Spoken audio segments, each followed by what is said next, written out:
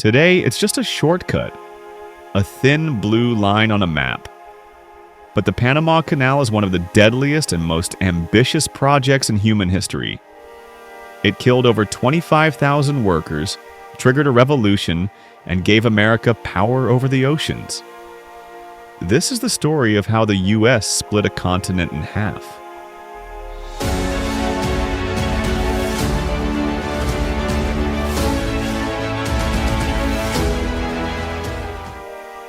In the 1880s, French engineers had a dream: cut through the Isthmus of Panama and unite the Atlantic and Pacific. They had already built the Suez Canal, and how hard could this be? But they didn't count on Panama's jungle, the constant rain, or the swarms of mosquitoes.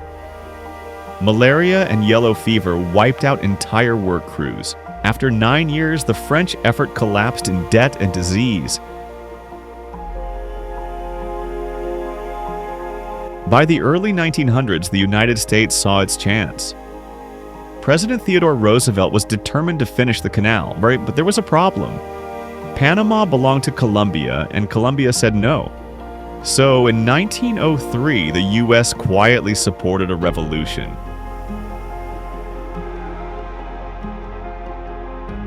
With American warships off the coast, Panama declared independence. Days later, it signed a treaty giving the U.S. total control of the canal zone.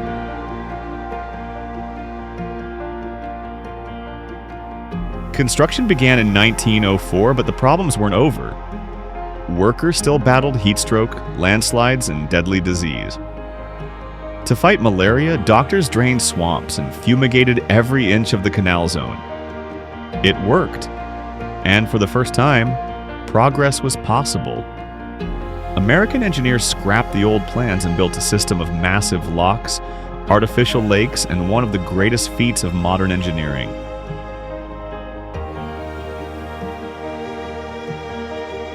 On August 15, 1914, the first ship crossed the canal, just as Europe descended into World War I. The Panama Canal immediately became a crucial military and commercial route.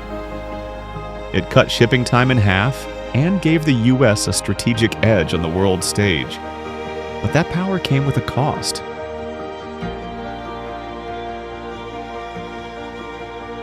Over 25,000 workers died during the construction. Most were poor laborers from the Caribbean, working in brutal conditions for little pay.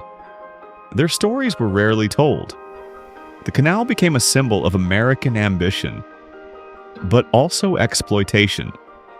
To Panama, the canal zone wasn't progress, it was occupation. For decades, Panamanians protested U.S. control of the canal. By the 1970s, the pressure was impossible to ignore. In 1977, President Jimmy Carter signed a historic treaty with Panama's leader Omar Torrijos. It promised to return the canal to Panama by the end of the century. And on December 31st, 1999, it did.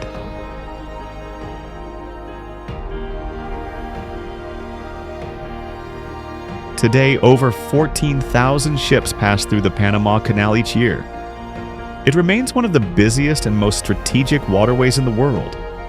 It's also a reminder behind every great achievement there's a deeper story of struggle, sacrifice, and power. The Panama Canal didn't just change geography, it changed politics, economies, and lives. It showed what humans can build and what they're willing to pay for it. From jungle failure to engineering triumph, from colonial project to national pride,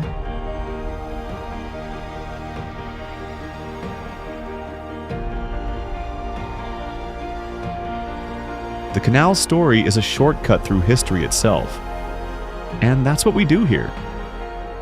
Subscribe for more stories that built our world, 5 minutes at a time.